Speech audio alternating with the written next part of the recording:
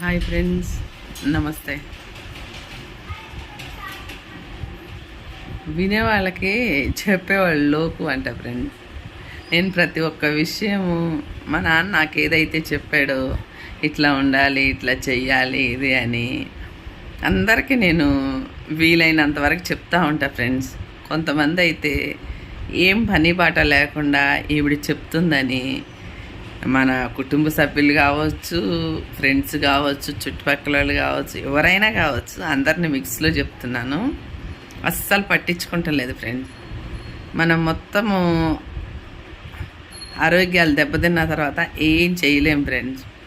ఎందుకంటే కొంతమందికి అట్లా జరిగింది కనుక నేను చెప్తున్నా. నేటి కాలంలో ఫుడ్లో ఫ్రెండ్స్ మొత్తం కలుషితం అయిపోయింది. ఫుడ్, గాలి, వాతావరణము, మనుషుల మైండ్ సెట్ ఎలా కలుషితం అయిపోయింది. అట్లా మనం చాలా జాగ్రత్తగా ఉండి ఆసి తూసి అడిగేసి అసలు ఏం చేయాలి, ఏం తినాలి, ఎలా ఉండాలని చూసుకోకపోతే ఫ్రెండ్స్ 30 సంవత్సరాలకే చచ్చిపోతున్నారు. ఇది కొంతమంది ఇంట్రెస్ట్ తీసుకొని వీడియోస్ ద్వారాగా చెప్తుంటే అస్సలు పట్టించుకోవటం లేదు. అలాంటప్పుడు ఏం చేయాలో తెలుసా ఫ్రెండ్స్? కొన్ని రోజులు ఓపికన్నంత వరకు చెప్పాలి. ఎప్పుడూ చెప్పాలన్నా ఎలా కుదురుతుంది ఫ్రెండ్స్? మీరే చెప్పండి. కుదరదు. కొన్ని రోజులు చెప్పాలి. ఇలా కొంతమంది నాకులాగా సబర్ అవుతున్నారని నాకు తెలుసు. చెప్పి చెప్పి విసుకొస్తుందని అలా వినని వాళ్ళని విడిచిపెట్టేసేసేయాలి. ఎందుకో తెలుసా ఫ్రెండ్స్? మన ఓపిక నశించిన దాకా చెప్పలేము.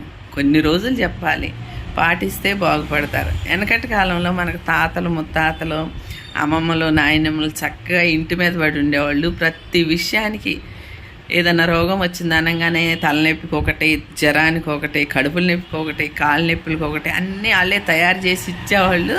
అస్సలు టాబ్లెట్ల జోలికి వెళ్ళేవాళ్ళు కాదు. అసలు హాస్పిటల్ ముఖమే తెలియదు వాళ్ళు ఉండారని. ఇప్పుడు ఎవరు ఉంచుతున్నారు ఇళ్ళల్లో వాళ్ళని?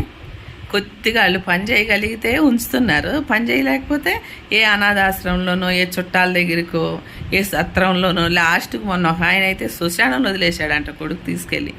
బతికుండా ఆమెనే 10 రోజుల తర్వాత TV5 వాళ్ళకో, TV9 వాళ్ళకి ఎవరికో తెలిసి వార్తల్లో చెప్పారు. అందుకే ఫ్రెండ్స్ నేను ఒకటే అనుకుంటున్నాను, అసలు చెప్పటము చాలా చెరుపు, చెప్పటం అనవసరం.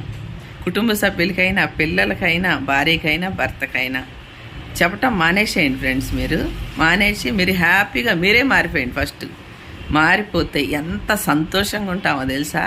ఎందుకంటే వినని వాళ్ళకి చెప్పి చెప్పి చెప్పి విసుకొచ్చేసేసి మనం మర్చిపోతున్నాం.